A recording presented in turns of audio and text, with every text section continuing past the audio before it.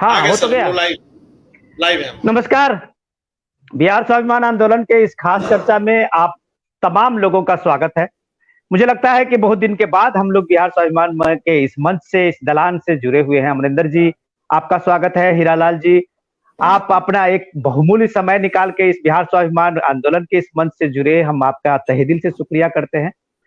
हमारे और भी मेहमान जुड़ने वाले हैं। हमारे एक तो विधायक जी भी हैं, उनका भी आश्वासन था कि हम जुड़ेंगे। हमारे राजीव पांडे जी हैं, वो भी थोड़ी देर में जुड़ेंगे। और मुझे लगता है कि हमारे और जो बिहार स्वाभिमान आंदोलन से जुड़े हुए लोग हैं और हमारे सुधीजन हैं, हमारे फेसबुक से और बाकी यूट्यूब चैनल से जुड़े हुए जो लोग हैं, वो शायद जुड़ गए होंगे और सुन रहे होंगे और हम लोगों के इस चर्चा में अपनी प्रतिक्रिया शामिल करेंगे, अपनी राय शामिल करेंगे।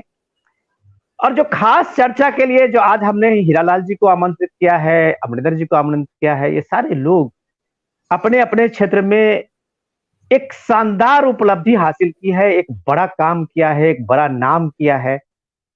और कहें तो गांव को खोजने के लिए जो हम लोगों का अभियान है, पिछले कोरोना काल से लेके और आज तक हम लोगों ने जो पिछले 7-8 महीने में जो सिलसिला बनाया है, जिसका सीधा सीधा फोकस बिहार स्वाभिमान आंदोलन का अपने गांव, अपनी जमीन, अपनी मिट्टी, अपने लोग, अपने वो सारे जो लोग हैं, जो अनसंग हीरो हैं, उनको याद करने का है। और इसमें हम लोगों ने एक कामयाबी पाई है कि हम लोगों ने कम से कम 400-500 से ज्यादा लोगों को इस चर्चा में शामिल किया और इस चर्चा में शामिल करके उन लोगों को एक मुख्यधारा में लाने की कोशिश की।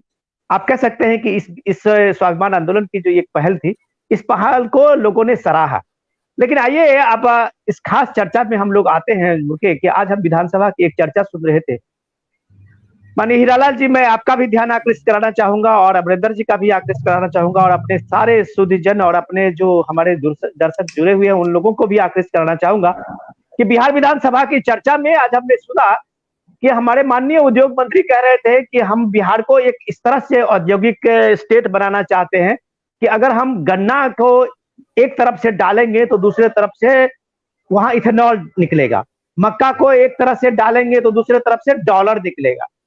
मतलब एक नए उद्योग मंत्री जो बिहार में छटपटाहट है उस बिहार के लिए, जिसमें उन्हें पता है कि यहाँ जीरो सन्नाटा है पूरे औद्योगिक पृष्ठभूमि में और औद्योगिक क्रांति के रूप में तो आज तक हुआ ही नहीं। तो इस छटपटाहट में एक नए जो औद्योगिक उद्योग मंत्री का एक आकुलता होनी चाहिए। वो बिहार में एक नई करिश्मा करने के लिए आतुर है, मुझे ऐसा लगा। और वो कह रहे थे कि हम इसमें मक्का के एक तरफ से आप डालेंगे और दूसरी तरफ से वहां डॉलर निकलेगा और पैसा निकलेगा।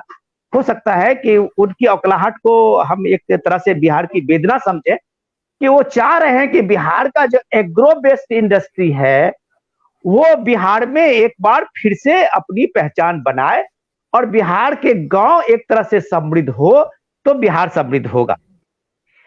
मैं बहुत इस मामले में छोटा हूं, कह सकते हैं आप, जहां की हीरालाल जी हैं, जिन्होंने एक अभियान शुरू किया है कि आत्मनिर्भर भारत में आत्मनिर्भर गांव का क्या इंपॉर्टेंस है। आत्मनिर्भर गांव का मीन्स कि एक मॉडल गांव जो है वो कैसे एक सशक्त गांव बन के एक स्टेट को एक कैपिटल बनाएगा और एक स्टेट को एक तरह से वो समृद्ध करेगा जीडीपी में लेके, और एक स्टेट को समृद्ध करेगा कैपिटल इन्वेस्टमेंट को लेके। तो ये एक मॉडल विलेज की चर्चा हम लोग करेंगे। लेकिन हम चर्चा इस बात को लेके आज हम भी ये करेंगे कि हम उस गांव को खोज रहे हैं जिस गांव से हम लोग वास्ता रखते हैं, जो हमारा डीएनए में आज भी गांव है। और जब हम अपने गांव जाते हैं वापस वर्षों में कभी, तो हम अपने गांव को ढूंढ नहीं पाते हैं, हमें वो गांव नहीं मिल पाता है। हीरालाल जी ने एक कोशिश और की है कि इन्होंने गांव के लिए एक म्यूजियम बनाया है कि अगर हम अपने नए जनरेशन को बताएं कि हमारे गांव में, हमारे जनरेशन में हल चला के किसान कभी गेहूं और धान उपजाया करते थे, तो इन्होंने एक कोशिश की है कि एक म्यूजियम बने जो गांव के ढेकी, जत्ता, बाकी लोढ़ा, सिलोट, जो भी चीजें होती थी इंस्ट्रूमेंटल, वो हमारे नई पीढ़ी के लोग जो आए वो कम से कम देखें कि ये हमारा गांव था और गांव ने इसी अपने रिसोर्सेज से अपने सैकड़ों वर्षों, हजारों वर्षों का अभियान पूरा किया था। जिस समय में न बिजली थी, न जिस समय में कुछ ऐसा इस तरह की सुविधाएं थी, न इंफ्रास्ट्रक्चर था, गांव ने अपने लिए खुद इंफ्रास्ट्रक्चर बना के अपना पूरा जीवन यापन का भरोसा दिया था अपने सारे लोगों को, और 100% रोजगार की गारंटी भी उसी गांव ने दिया था और देता था। आज गांव के 90% लोगों का बैग तैयार होता है कि वो कभी आज न कल बाहर निकलेगा और बाहर दुनिया में रोजी रोटी कमाएगा और बिहार में फिर वापस मनी ऑर्डर भेजेगा। ये हमारे गांव की इकोनॉमी है।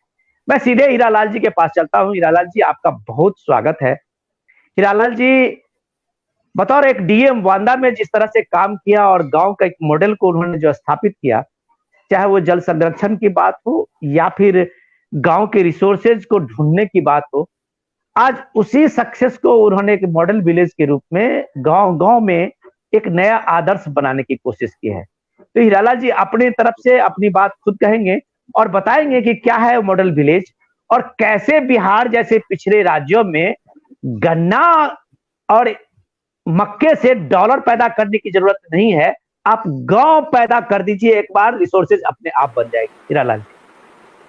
थैंक यू, शुक्रिया आपका। देखिए, हम लोग गांव में ही रहते हैं और अभी ये चर्चा, मुझे एक स्मार्ट सिटी में भाग लेने के लिए इनविटेशन मिला, तो मैं अपने टीम के साथ चर्चा कर रहा था कि मैं तो मॉडल गांव की बात कर रहा हूँ, गांव और देहात की बात कर रहा हूँ, तो मैं सिटी, स्मार्ट सिटी के इस तरह के डिबेट में मैं क्या बोलूंगा, कैसे बोलूंगा। तो बड़ा अच्छा मतलब निष्कर्ष निकला और कि नहीं नहीं आप बोल सकते हैं, और उसका निष्कर्ष ये निकला, मैं यहाँ वहीं से बात को की शुरुआत करूंगा कि जो शहर भी बना है, जो शहर बना वो गांव से कन्वर्ट होके बना। पहले हम देहात से लोग माइग्रेट हुए और शहर में आए। तो वो जो इस बंदे से हम अपने ऑफिस में अपने सीईओ से डिस्कस कर रहे, कहीं साहब इसको देहाती भाषा में समझने के लिए ऐसे समझिए कि शहर की पूरी सप्लाई, शहर का चाहे दूध हो, चाहे अनाज हो, चाहे सब्जी हो, वो देहात करता है। तो शहर मतलब देहात, शहर देहात से बना एक बात, और उसको शहर को चलाने के लिए, खिलाने के लिए देहात ही सप्लाई करता है। तो उन्होंने कहा अगर बाप बेटे के रिश्ते से इसकी तुलना किया जाए तो आपका देहात गांव बाप है और शहर बेटा है। क्या पैदा करने वाला कौन है? शहर पैदा कहाँ से हुआ? गांव से हुआ, और पैदा होने के बाद खा कहाँ से रहा? देहात से रहा है।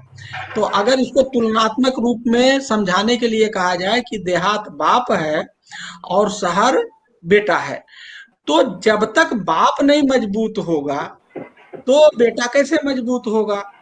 तो कुल मिलाकर के हम लोगों ने कहीं ना कहीं थोड़ी सी भूल की, ये मेरा अनुभव कहता है या मेरा व्यक्तिगत मानना है, मेरा कोई ये कमेंट कोई ऑफिशियल या इस तरह का नहीं है, कि हमें गांव पर जो फोकस था वो फोकस उतना हमारा नहीं रहा जितना होना चाहिए। हमारे महात्मा गांधी जी ने यही तो कहा था कि ग्राम स्वराज की उन्होंने बहुत जबरदस्त शुरुआत की देश की आजादी के बाद, लेकिन वो बात वो नहीं हो पाई जो उनकी इच्छा थी। और दूसरा, अभी हमारे अब्दुल कलाम आजाद साहब ने पूरा नाम की एक स्कीम चलाई, पूरा providing urban amenities to rural areas, उस पर एक किताब भी लिखा है उन्होंने, उसको मैंने पढ़ा। तो पूरा, और जो ये ग्राम स्वराज की बात है ये थियोरेटिकल है, सोच है और होना चाहिए। मॉडल गांव उसी का प्रैक्टिकल है। हमने जो बांदा में प्रैक्टिकल करके बहुत सारे प्रयोग किए, उसके बहुत बढ़िया रिजल्ट आए। पानी का 1 मीटर 34 सेंटीमीटर बढ़ा, 18.5% क्रॉप प्रोडक्टिविटी बढ़ी, लोगों के जीवन में खुशहाली आया, सोशलाइजेशन बढ़ा, डेमोक्रेसी बढ़ी। उसी का ऑर्गेनाइज्ड फॉर्म है मॉडल गांव, और इसको आईसीसीआई फाउंडेशन सपोर्ट कर रहा है कि जब तक गांव मॉडल नहीं बनेगा तब तक कुछ नहीं होगा। अब मॉडल गांव क्या है? मॉडल गांव कोई हवा नहीं है, जैसा मैंने अभी कहा कि ये बहुत पुरानी बात है। महात्मा गांधी जी का जो सपना है, अब्दुल कलाम आजाद साहब जो चाहते थे, जो हमारे लेट राष्ट्रपति जी थे, उसी का एक प्रैक्टिकल वर्जन है और सिस्टमेटिक है, आर्गेनाइज्ड है, टेस्टेड एंड ट्राइड है और एक नई सोच है, एक नई पहलू है और इसमें 3 पार्ट है, बहुत सिंपल। हीरालाल जी, सर जी मैं आपके पास फिर लौटूंगा ये ठीक आगे है, इसको डिस्क्राइब करने के लिए। मैं ठीक एक है, बार अपने बिहार के जो हमारे अमरिंदर जी हैं, बहुत पुराने मुखिया हैं, और जिस ग्राम स्वराज की बात आप करते हैं उस ग्राम स्वराज को वो जी रहे हैं।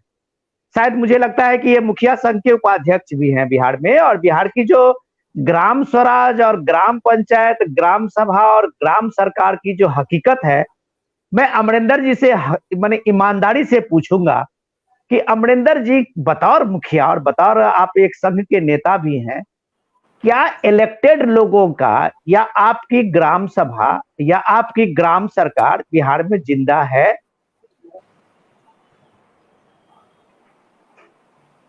जी, मैं बता दूं आपको कि सबसे पहले तो ये बताना चाहता हूं कि हमें ग्राम प्रधान उत्तर प्रदेश में बोला जाता है, हमारे यहाँ मुखिया बोला जाता है। पंचायती राज अधिनियम के तहत हमें कागज पेपर पर 29 अधिकार दिया गया है, लेकिन 29 अधिकार में एक भी अधिकार का हम यूज नहीं कर सकते हैं, वो पेपर पर ही है। कोई भी पहले था कि ग्राम सभा से आप पारित करके कोई अगर निरीह गरीब आदमी है तो आप उनको आवास दे सकते हैं। कोई ऐसे लोग हैं अगर उनकी पीड़ा को का लाभ चाहिए हम उनको पहुंचा सकते हैं। अब ऐसा कहीं कुछ नहीं है, बना बनाया पत्र आता है, लेटर आता है कि आपको ये करना है, वही चीज को किया जाता है। 2000 तक कुछ पावर, उसके बाद 2005 से पावर को घटाकर 2 4 5 पावर दिया गया, 5 पॉइंट तक चला, 5 के बाद धीरे धीरे उसको खत्म कर दिया गया। हम लोग भी एक सदन में बैठते हैं, पंचायत समिति का एक सदन होता है, उस सदन में हर 3 महीने बैठती है। हम लोग अपने पंचायत का जो दुख होता है, मतलब जिसको हमें पब्लिक बताती है, हम अपने सदन में, पंचायत समिति के सदन में हम लोग उसको ले जाकर रखते हैं। उस पर पहले अमल भी होता था, अब पंचायत समिति के पटल पर उसको एज ए प्रोसीडिंग में सर्वसम्मति से पारित करके रख लिया जाता है, लेकिन उस पर कहीं कोई कार्रवाई नहीं होता है। लोगों का इससे विश्वास टूट रहा है, लोगों का तो मिला जुला के जब उस पर कार्रवाई अमरिंदर जी, जब आपका ग्राम पंचायत, ग्राम सभा में सामाजिक भागीदारी नहीं है, तो आप बतौर आप एक ब्लॉक के सिर्फ एजेंट हैं, जो आपको कहा जा रहा है वो आप जमीन पे एग्जीक्यूट करा रहे हैं, बस यही है ना? जी जी। अब देखिए, अपने सदन के बाद आते हैं ग्राम सभा पर।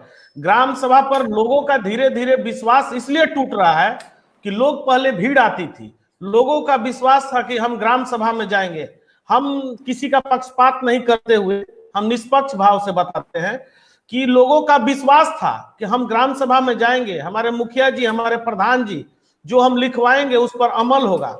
अगर हम कोई चीज उन लोग का सुनते भी हैं, लिख कर अगर दे देते हैं, उस पर कहीं कोई कार्रवाई नहीं होती है। पहले मुखिया को फुल पावर था, ग्राम सभा को पावर था कि जो हम ग्राम सभा में ले लिए वो देना ही है। निरीह गरीब लोग घूमते हैं, उसको पेंशन देना है, उसको आवास देना है, हम ग्राम सभा से ले लिए और उसको दे देते थे। पहले ये होता था, धीरे धीरे अब कुछ नहीं। पहले बीपीएल सूची चला, 2011 तक बीपीएल सूची के आधार पर दिया जाता था। कितने अमीर लोग हो गए, गरीब छूट गए। 11 के बाद SECC डाटा आया, राष्ट्रीय खाद्य सुरक्षा अधिनियम लागू हुआ, उसमें 30% 20% रहे, बाकी छूट गए। गरीब इधर से उधर मार रहे हैं, लेकिन अब चढ़ रहा है धीरे धीरे। 2 4 5 साल के अंदर, इधर 2 4 साल के अंदर धीरे धीरे चढ़ रहा है। तो लोगों का अगर हम नहीं कर पाएंगे, अगर उनका हम नहीं सुन पाएंगे, उसका समाधान अगर हम नहीं देंगे, तो हम किस काम के इस पद पर बैठे रहेंगे? बहुत बढ़िया। ठीक है, अमरिंदर जी, पैरवी है, अमरिंदर जी, हम लोग अपने चर्चा मैं दोबारा आऊंगा आपके पास। अमरिंदर जी, हम लोग दोबारा इस पे चर्चा पे आएंगे। हमारा जो टॉपिक ही है पंचायत का पंचनामा ही तो हम कर रहे हैं। हम ये बात अपने सत्ता से, अपने सरकार से बताने की कोशिश कर रहे हैं कि सुनिए सरकार, ये ग्राम सभा इस देश की ओरिजिनलिटी है। पहले ग्राम सभा इस देश में हुई, तब विधानसभा हुई थी और तब पार्लियामेंट की संसद हुई थी। आप जिस दिन इस ग्राम सभा की तिलांजलि कर देंगे, उस दिन आपके यहाँ असेंबली और फिर पार्लियामेंट का कोई अस्तित्व नहीं होगा। राजीव जी, मैं सीधे आपके पास आता हूं कि आप भी उसी बिहार से हैं। राजीव पांडे जी से मेरा क्या संपर्क है क्या? बिल्कुल है, बोलिए, मैं सुन रहा हूं। तो राजीव जी, मैं आपसे जानना चाह रहा हूं कि बिहार से बाहर निकले हुए मुझे लगता है कि 20-25 साल आपके होंगे, लेकिन गांव से आपका नाता संपर्क आज भी होगा। क्या आपने कोशिश की है कि आपके यहाँ अभी पंचायत चुनाव होने हैं, उस चुनाव में जो मुखिया का कैंडिडेट चुनने के लिए सामने आ रहे हैं, वो कौन से लोग हैं, उनका किससे एफिलिएशन है, वो कितने पढ़े हुए लोग हैं, सामाजिक सरोकार में उनका क्या जिम्मेदारी है, या उनका समाज को बनाने में क्या कंट्रीब्यूशन है? तो सिर्फ इसलिए वो चुन के आ रहे हैं कि उनको पता है कि आज चुनने के लिए आ रहे हैं या समाज में नेतृत्व देने के लिए आ रहे हैं, कि उनको पता है कि एक पंचायत में 60 से 70 लाख का प्रोजेक्ट है, काम है, जिसमें कुछ ना कुछ कट भी अगर ये हो जाए, कम से कम भी मिलेगा, तो वो आराम से हर साल कम से कम 5 से 10 लाख का बिजनेस कर लेंगे। तो ये जो सिस्टम बनी हुई है व्यवस्था, कभी आपने ये समझने की कोशिश की कि आपके गांव की ग्राम सभा कहाँ गई, या जिस गांव से आप आए हैं, क्या आपने ढूंढने की कोशिश की कि आपके गांव में मुखिया कौन है? राजीव जी। देखिए विनोद जी नमस्कार, हीरालाल जी को नमस्कार, अमरिंदर सिंह जी को भी नमस्कार। देखिए ऐसा है कि मैं सुप्रीम कोर्ट में हूँ, मैं Bombay high court across the country जाता हूँ, लेकिन मैं गांव में हर साल कम से कम 7 से 8 बार जाता हूँ। और अभी चुनाव होने वाला है और आप पंचायत का पंचनामा कर रहे हैं। पहले मैं, हीरालाल जी ने बहुत ही वैलिड पॉइंट्स उठाए थे, पहले मैं उसके बारे में बात करके, जो आप ग्राम सभा की बात है उस पर मैं कुछ बोलूंगा। देखिए सिटी में और गांव में फर्क क्या था पहले, आज से अगर 30 साल पहले कर, जब हम पढ़ाई के लिए दिल्ली यूनिवर्सिटी आए, क्या फर्क था? अगर आप फर्क देखेंगे ना, तो पहले लोगों ने कहा कि ग्लोबलाइजेशन हुआ, कि पूरा वर्ल्ड एक ग्लोबल विलेज बन गया। आज अगर आप देखेंगे तो पिछले 5-7 साल में अब जो चीजें अमेरिका में हो रही होती है, वो आप मेरे गांव में भी देख सकते हैं और उससे कनेक्ट भी कर सकते हैं। तो अगर आप देखें कि गांव और शहर का जो भेद जो है ना, मेरे हिसाब से काफी तेजी से मिट रहा है। आपको जो पहले पटना से, मैं चूंकि बिहार की बात हो रही है तो मैं पटना से जो डिस्ट्रिक्ट टाउन जो था वो 8 घंटे, 10 घंटे, 12 घंटे है, अगर वो 4 घंटे हो गया है तो दूरी कम हो गई है। इलेक्ट्रिसिटी दूसरा बड़ा इफेक्ट है, और तीसरा जो सबसे बड़ा इफेक्ट है वो है इंटरनेट। तो जो आज गांव में जो चीज शहर में मिल रही थी, वो गांव में ऑलमोस्ट सारी चीजें आ गई है, सिवाय एजुकेशनल इंस्टीट्यूशन के। और कोरोना ने वो बता दिया है कि आप सैप में भी गांव से बैठ करके काम कर सकते हैं, आप गूगल में भी गांव से बैठ करके काम कर सकते हैं। क्योंकि मैं कई IITian को जान रहा हूं जो पिछले 1 साल से अभी मधुबनी जैसे सबसे मतलब दूर दराज इलाके से है, और 1 साल से काम कर रहे हैं मार्च के बाद, 15 मार्च से। तो ये भेद टूट रहा है और ये बहुत अच्छा डेवलपमेंट है।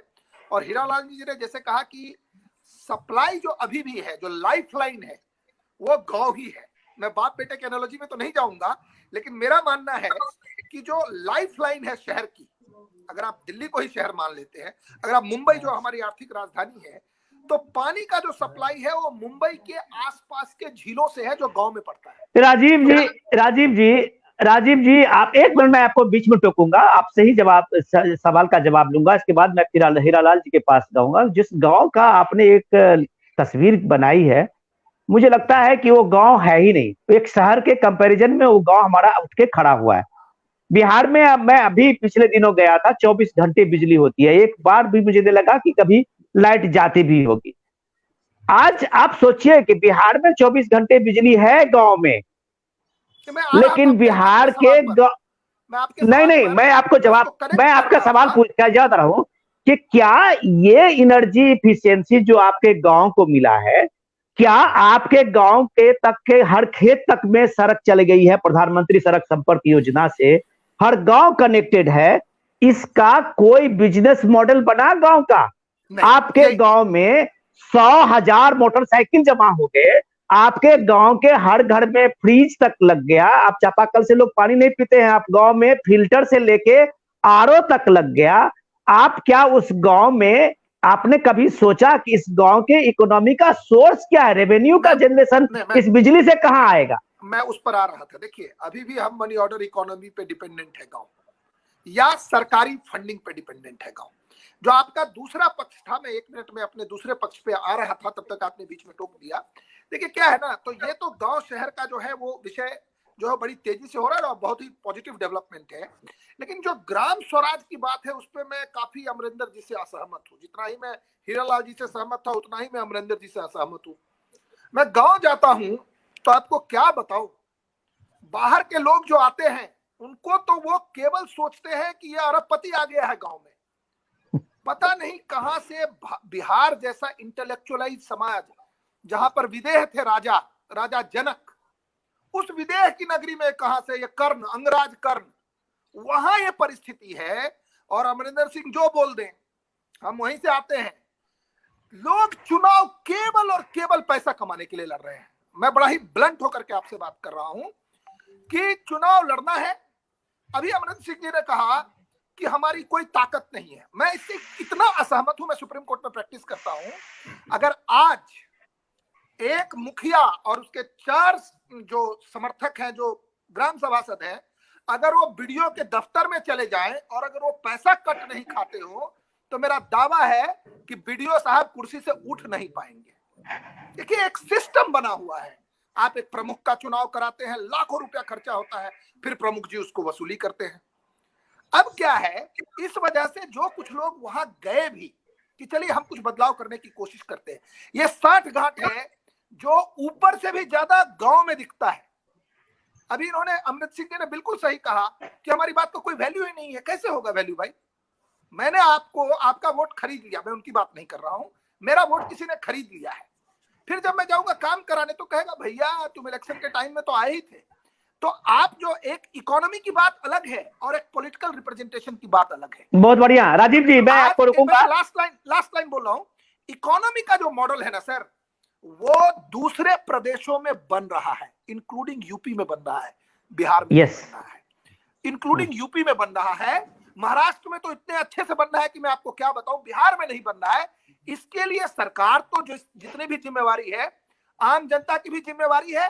लेकिन दूसरा जो नेक्सस है, ब्यूरोक्रेट्स और जो ग्राम से जो नेता है, ये मतलब कमाल का दिखता है मुझे, इतना बड़ा। अच्छा राजीव जी, मुझे लगता है कि समथिंग आप मिसिंग है। अमरिंदर जी हाथ उठा रहे थे। अमरिंदर जी, मैं आपके पास आऊंगा, लेकिन आपकी बात मैं राजीव जी को बता दूं कि राजीव जी, जहां जिस बिहार में आधे से अधिक मुखिया जो है वो मुखियापति बन के काम कर रहे हैं, आपको पता है जहां 50% रिजर्वेशन है और महिलाएं जो है, जो बिहार में या ग्राम पंचायतों में अब जब लाखों का फंड पहुंचता है तो उसके तरह से पेपर वर्क भी है।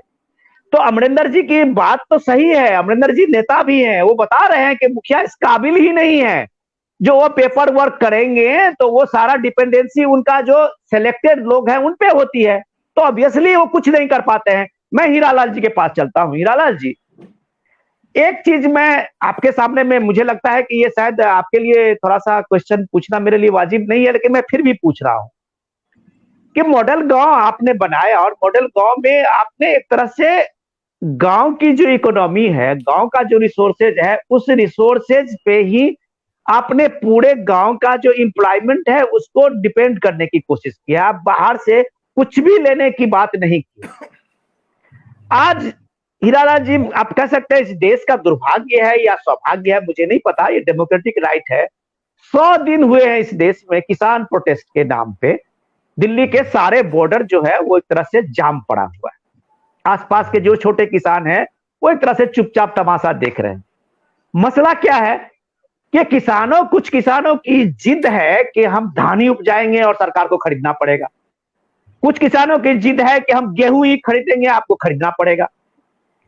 और सिस्टम कह रही है कि भैया हमारे सारे गोडाउन भरे पड़े हैं, आपका गेहूं जो आप पीडीएस सिस्टम के लिए खरीदते हैं उससे ज्यादा आपके गोदामों में चूहे खा रहे हैं आज की तारीख में। हकीकत ये है कि सरकारें चाहे स्टेट गवर्नमेंट की हो या सेंट्रल गवर्नमेंट की हो, वो आदमी को, इंसान को खिलाने के लिए प्रोक्यूरमेंट नहीं कर रही है, वो चूहों को खिलाने के लिए प्रोक्यूरमेंट कर रही है लाखों करोड़ों के रुपए में। क्या इस देश में यह व्यवस्था नहीं बन सकती है कि जिस देश में गांव में किसान क्या उपजाए यह बाजार तय करे, या बाजार की जो रिक्वायरमेंट है उसकी तरह से किसान पैदा करे जो उसको उचित मूल्य मिले? हीरालाल जी, देखिए, मैं आपकी बात को समझ गया। बेसिकली सोच, ये जो बात आप पॉइंट कर रहे हो, ये एक सोच पे आधारित है। हमारा जो गांव का सोच क्या है, अभी मुखिया जी भी बता रहे थे और पांडे जी भी बता रहे थे, हम लोग क्या सोच बैठे हैं। हमारा जो मानना है कि हमने ये सोच लिया है कि सरकार पैसा दे तब विकास होगा, मतलब हमें ना कुछ करना पड़े। और पहले जो गांव था, मैं आपको एक उदाहरण दूं, आज के डेट में क्या होता है कि पढ़ाई का, बेसिक शिक्षा में कई सारे स्कूल बच्चों के पढ़ाई के स्कीम है कि बच्चे की पढ़ाई एक तरह से देखा जाए, किताब मोजा सब कुछ सरकार देती है। पहले ऐसा नहीं था। पहले गांव के लोग सारा काम खुद मिलके करते थे, पब्लिक पार्टिसिपेशन से होता था। तो जो ये सोच परिवर्तन हुआ धीरे धीरे, गिव एंड टेक का, वो देंगे हम खाएंगे, और हम जो पब्लिक पार्टिसिपेशन का जो मॉडल था, सोच था, उसमें एक बदलाव आया है। तो जो हमारे गांव मॉडल का कॉन्सेप्ट ही यही है कि हम किसी से कुछ नहीं लेंगे, गांव को एक नई सोच देंगे, गांव वाले उस सोच पे एक विकास के बारे में माहौल बनाएंगे, जिसका नाम हमने विलेज मैनिफेस्टो दिया है। एक बात और, ये स्वाभाविक बात है कि हर जगह कुछ ना कुछ अच्छे लोग होते हैं, और मतलब अपना नुकसान करके भी भलाई करते हैं। तो उन्हीं में से जो अच्छे लोग होंगे वो उसमें लीड भूमिका में होंगे, और जो माहौल होगा पूरे गांव का, वो उस लीड भूमिका को सहयोग करेगा, और उससे पार्टिसिपेटरी गांव का अप्रोच डेवलप होगा और गांव विकसित होगा। तो जो आप अभी बात कहना चाह रहे हो कि लोग मिसगाइड हो रहे हैं, उनकी सोच ही में ये बात नहीं। अगर हम लोग ये सोच परिवर्तन कर देंगे तो ये स्थिति नहीं होगी जो आप कहना चाह रहे हो। तो कहीं ना कहीं जो सोच में ये ब्लंटनेस आ गई, या सोच ब्लॉक हो गया, जो हमने सोचना बंद कर दिया, गांव में एक विकास का माहौल बनाना बंद कर दिया, वो दे हम ले, ये सब जो एक परिपाटी बन गई है। जैसे अभी पांडे जी भी कह रहे थे कि हमने वोट कैसे दिया, वो आप कुछ इशारा कर रहे थे, तो ये बात सही है। हमें अपनी सोच को बदलने की जरूरत है, और हम मॉडल गांव में यही कहते हैं कि मॉडल गांव कोई नई चीज नहीं है, ना कोई जादू है। महात्मा गांधी जी का जो सपना, अब्दुल कलाम साहब का जो सपना था, उसी, वो थियोरेटिकल था या एक सपना था, उसी का ये प्रैक्टिकल पार्ट है, टेस्टेड ट्राइड है एक जिले में।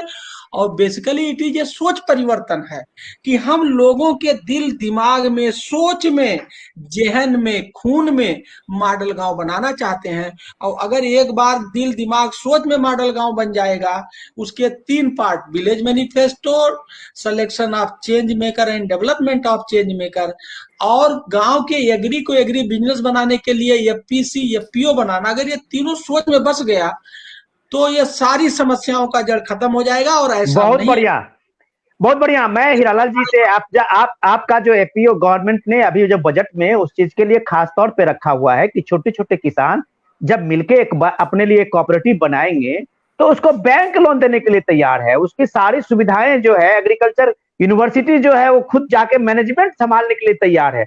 ये सारी चीजें तब होगी जब सारे छोटे किसान मिलके अपना एक कोऑपरेटिव बनाएंगे। मैं अभी पूछता हूँ अमरिंदर जी से। अमरिंदर जी, आप बुरा नहीं मानिएगा, एक परसेप्शन है जो परसेप्शन को राजीव जी ने व्यक्त किया है, और ये परसेप्शन मेरा भी है जो राजीव ने कहा है, पांडे जी ने जो कहा है। मैं सिर्फ आपसे यह जानना चाहूंगा कि हीरालाल जी जब कह रहे थे कि मॉडल गांव का मतलब ये नहीं है कि आप सरकार से आपको क्या आएगा और आप क्या खर्च करेंगे। आप सिर्फ जब सरकार की ओर तब देखते हैं कि आज आप एक पानी पिएंगे, ये देश की व्यवस्था देखिए कि उसके लिए आपको सरकार से जल नल का योजना से पैसा आएगा, और एक मैंने जो बिहार में उसका तमाशा देखा है। तो मैं ये कहना चाह रहा हूँ आपसे कि अमरिंदर जी, आप इतने लंबे समय से मुखिया रहे हैं, आप इतने पुराने मुखिया हैं, आपकी ग्राम सभा ने कभी ग्राम का, आपके गांव का क्या क्या रिसोर्सेज है, उसको कभी इंडिकेट करने का, तय करने की कोशिश की है? आप बुरा नहीं मानेगा, या फिर आपके जैसा कोई मुखिया है, क्या अपने गांव के रिसोर्सेज को, जो अभी कह रहे थे हीरालाल जी, आप अपने मैनिफेस्टो में डाला है कि हमारे इतने रिसोर्सेज है, हम एक रिसोर्सेज को एक बढ़िया करके गांव का एम्प्लॉयमेंट बना सकते हैं, बढ़ा सकते हैं? अमरिंदर जी।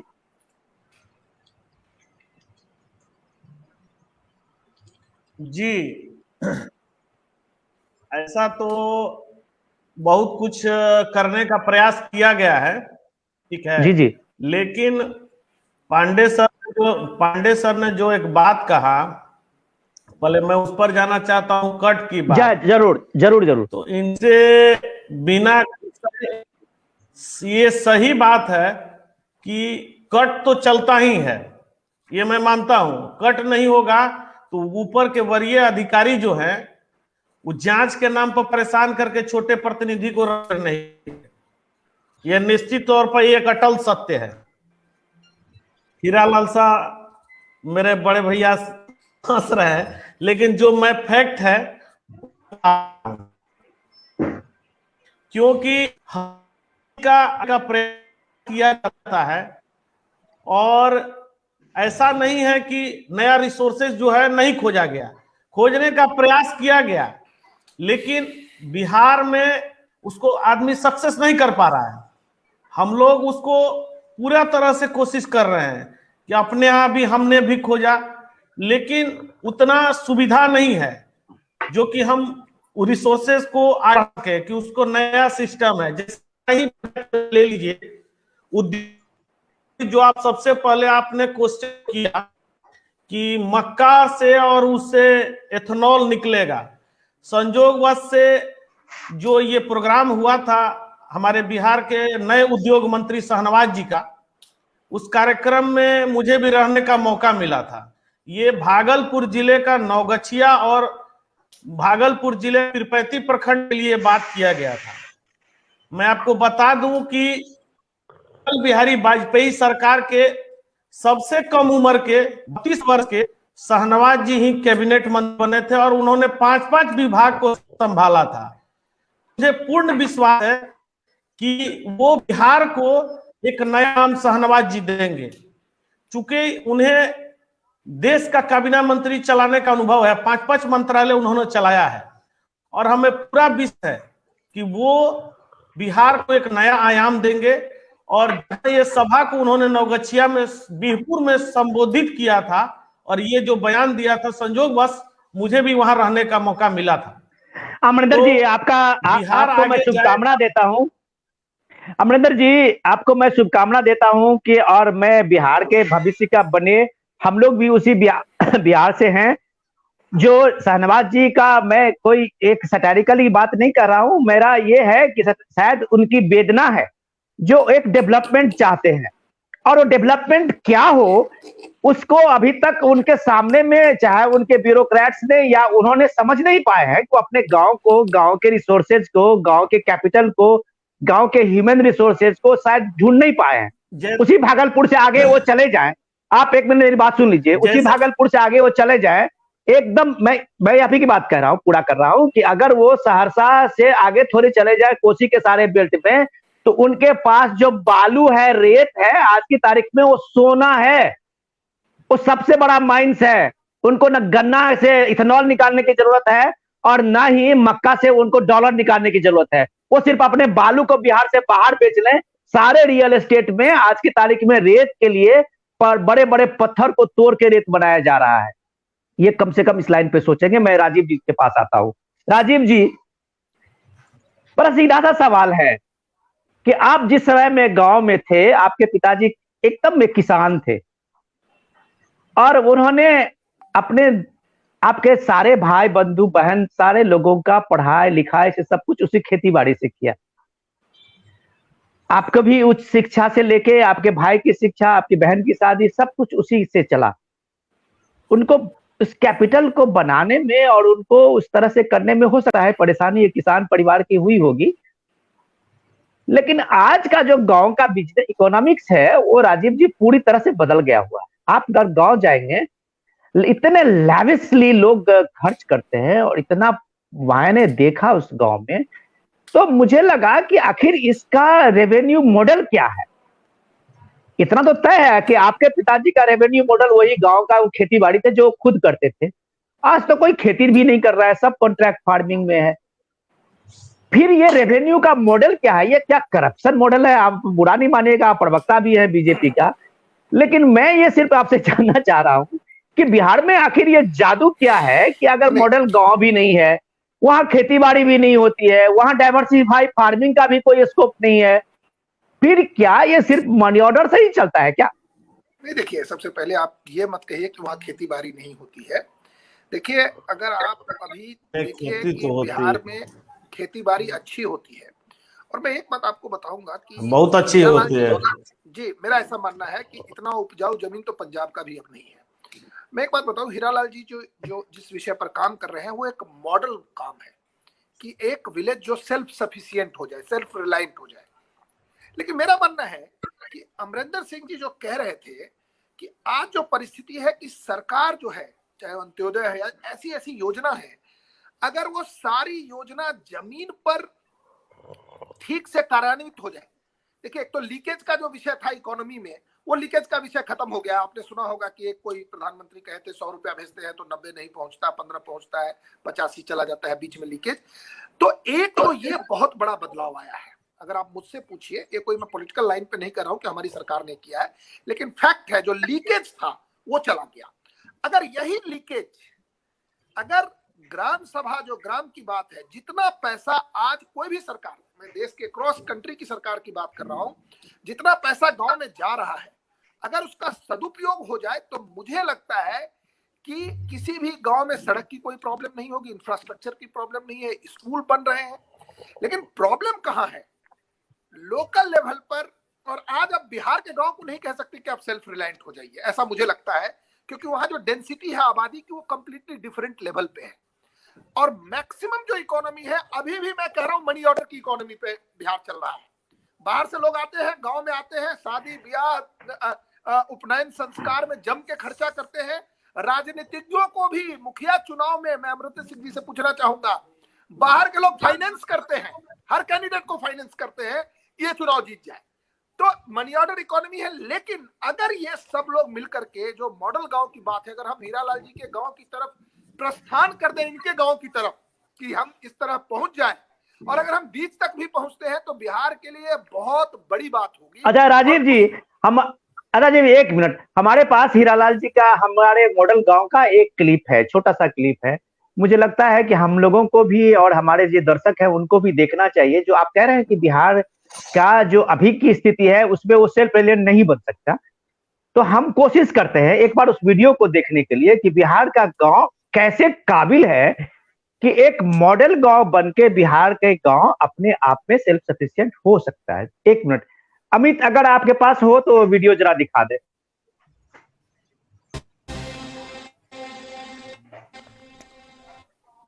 ये सच है, हमारा भारत देश गांव में बसता है,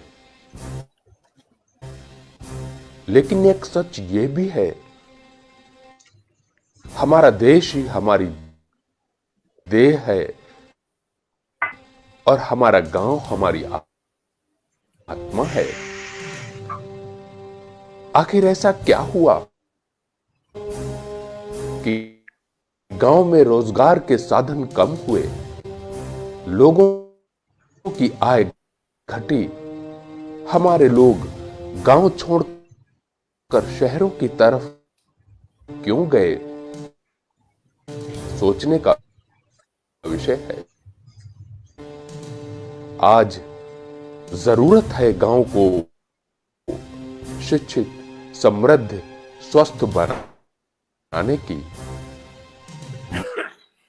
मॉडल गांव, विलेज मैनिफेस्टो उसी बदलाव की बात करता है। खेती किसानी को एक व्यवसाय में बदलकर ग्रामीणों को विकसित करके जागरूक करना है। उपज का सही दाम, हर हाथ को काम, स्वस्थ शरीर, स्वस्थ जमीन, बेहतर सम्मान पूर्वक जिंदगी जीने के लिए मॉडल गांव का हिस्सा बने। जल जंगल जमीन, इसको अगर एक जमीन को छोड़ दीजिए तो पेड़, पानी, जल और जंगल, ये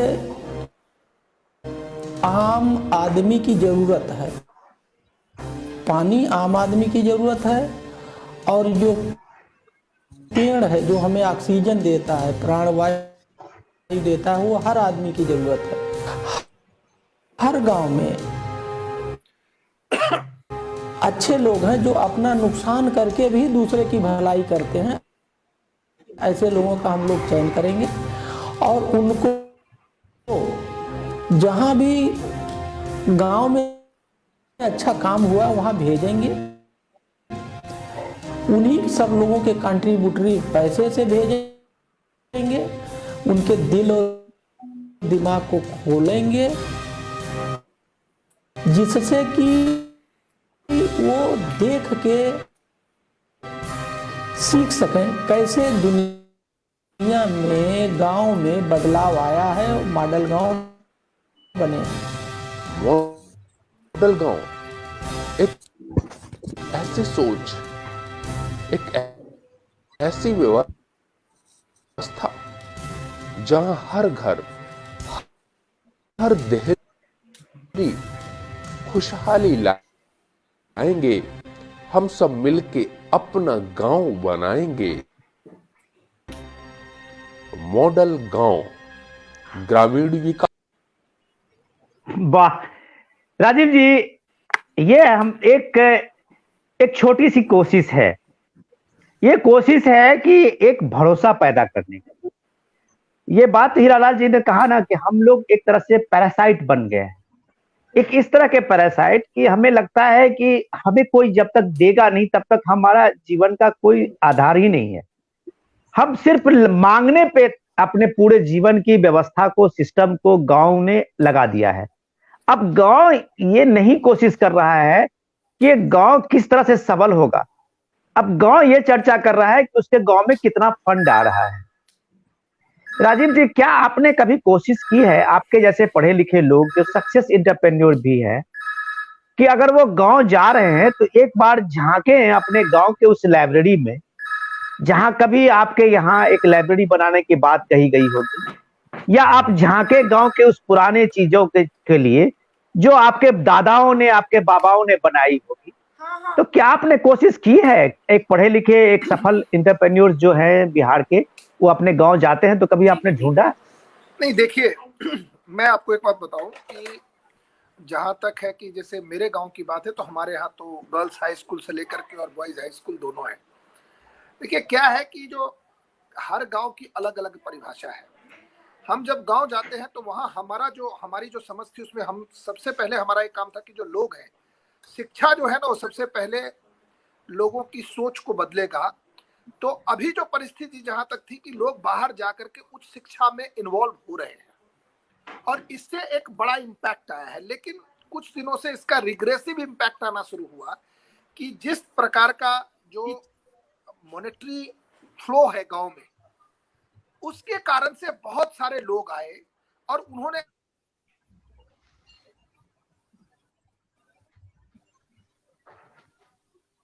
तो मैं हाँ, आ गया। आपकी आवाज नहीं आ रही थी। मेरा ये कहना है कि सामाजिक व्यक्ति हूं मैं, तो मेरा समाज को देखने का अलग तरीका है। लेकिन वहां पर जो जब तक जमीन पर है जो व्यक्ति, वो बदलाव ला सकता है। जैसे हम जाते हैं तो हम वहां एक डिफरेंट लेवल पे ऑपरेट करते हैं, लेकिन जो व्यक्ति वहां रह रहा है हम उनको सबल बनाने की कोशिश कर सकते हैं कि अच्छा आप ये काम कर रहे हैं तो ये मेरा सहयोग हो सकता है। क्योंकि मैं गांव में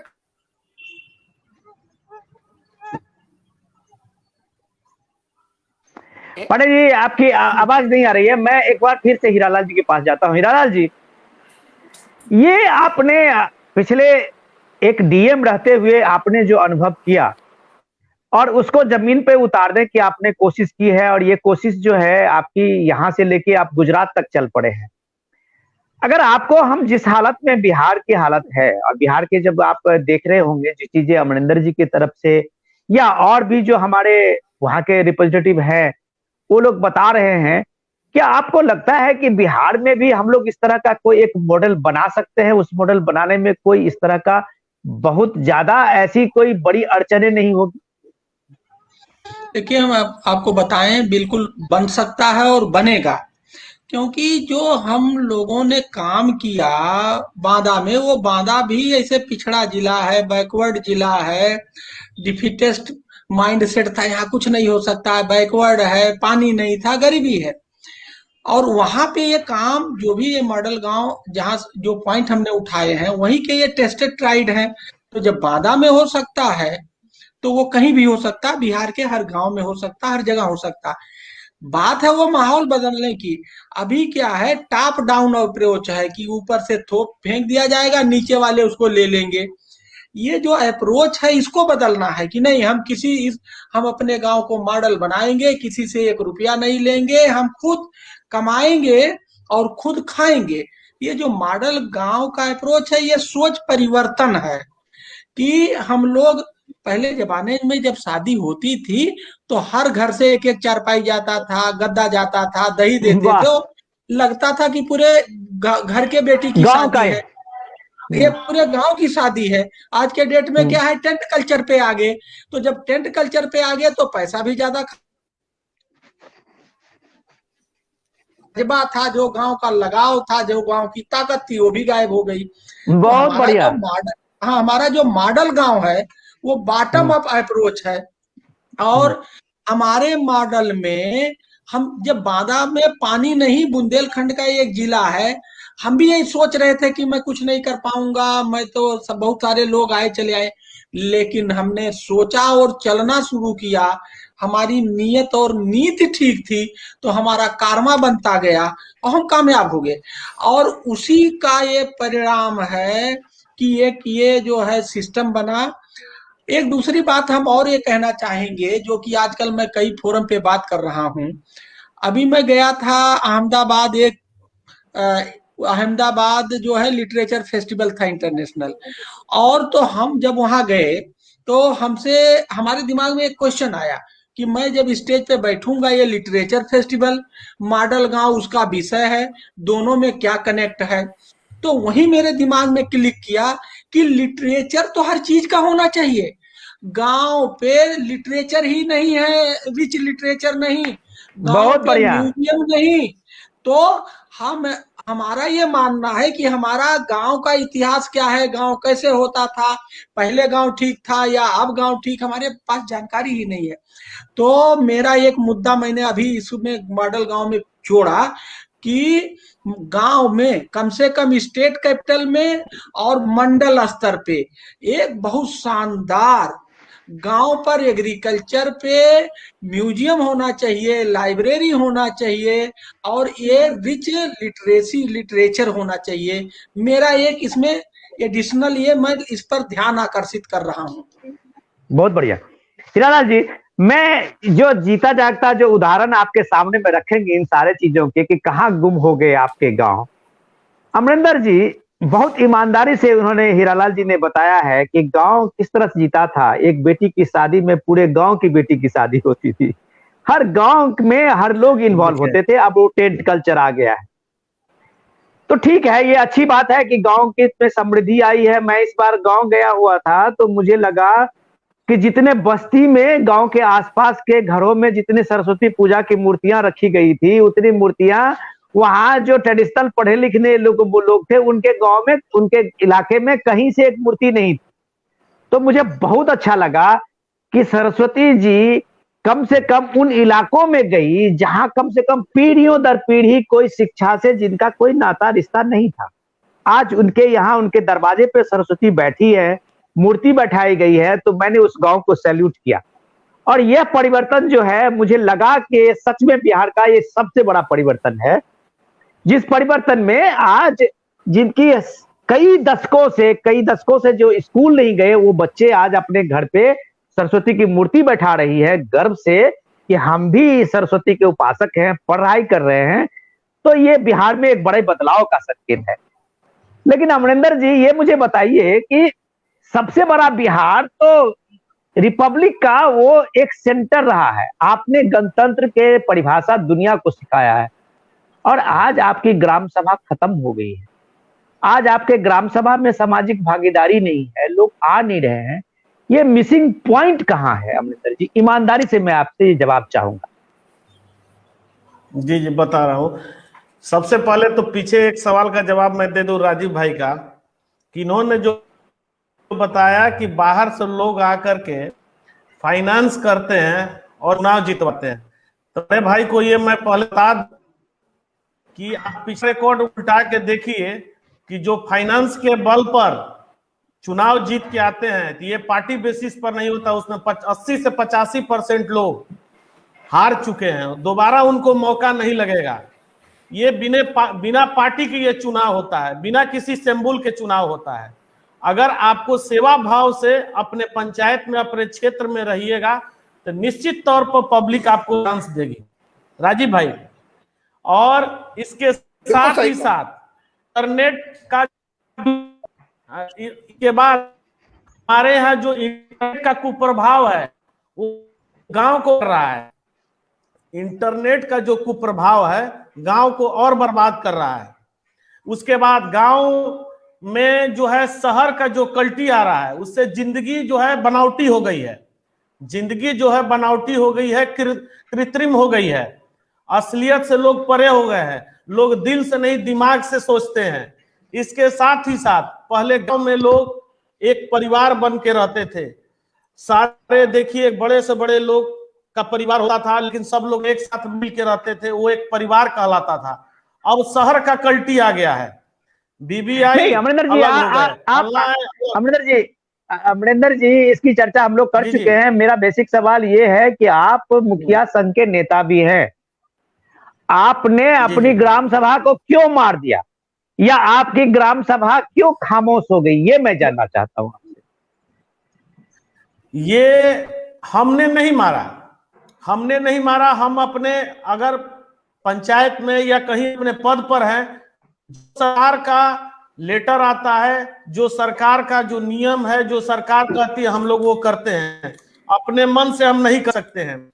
पहले था, अब मेल का जाना आ गया। सुबह तक हम लोग कुछ प्रचार करके बैठे हुए हैं, ये करना है, रात में कोई मेल से चिट्ठी आ गया कि नहीं ये ग्राम सभा में पारित करना है और यही चीज लेना है।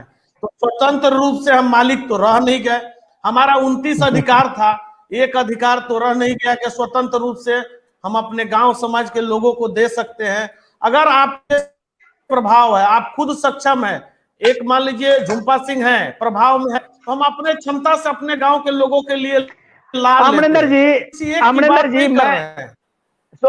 मैं राजीव जी से पूछता हूं। अभी राजीव जी का क्या है कि मैं इसलिए उनसे पूछ रहा हूं कि ये ज्यादा टूर में होते हैं और जम्मू कश्मीर से इनका काफी अच्छा कनेक्शन रहता है, और मुझे लगता है कि बरसों से उस सेवा में रहे हैं। राजीव जी, जम्मू कश्मीर में आपके 30 साल से वहां पंचायत राज का चुनाव हुआ ही नहीं था, और 3 मॉडल पंचायती राज जो आप कह सकते हैं, 3 टीयर पंचायती राज का, तो आप कह सकते हैं कि 73 अमेंडमेंट के एक्ट का अभी तक जम्मू कश्मीर में लागू ही नहीं किया गया।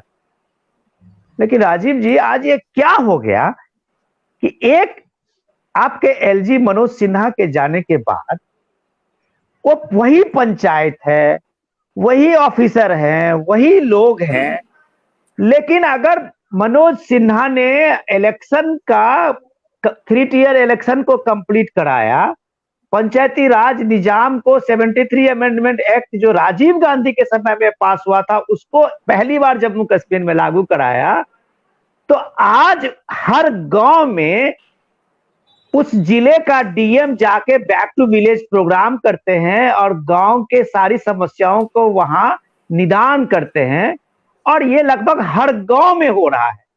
ये रिवॉल्यूशन कैसे हुआ राजीव जी? अमरेंद्र सिंह जी की पहले एक बात मैं बिल्कुल उनसे सहमत हूँ कि ये जो बाहर से फाइनेंस किए हुए लोग हैं उनको जनता रिजेक्ट कर देती है, मैं उनकी बात से सहमत हूँ। अब आप जम्मू कश्मीर की बात करें, देखिए क्या है ये 73rd 74th अमेंडमेंट जो है जिसमें गांव को पावर दिया गया, वो धन्यवाद धन्यवाद बड़े भाई, धन्यवाद। 5 अगस्त 2019 से पहले वो लागू नहीं था जम्मू एंड कश्मीर में। उस डिबेट में नहीं जाने की जरूरत है कि कैसे आर्टिकल 370 को इनऑपरेटिव किया नहीं, मैं बेसिक चीज जानना चाह रहा हूँ कि एक इच्छा शक्ति से कैसे बदली तस्वीर। बिल्कुल, देखिए मैं एक बात बताता हूँ, ये जो ग्राम सभा है या जो पंचायती राज है वो डेवलपमेंट का तो इशू है ही, लेकिन साथ में लोगों को लगे कि डेमोक्रेसी लोकतंत्र जो है वो हमारे घर के दरवाजे तक है, इसकी भी एक बात है।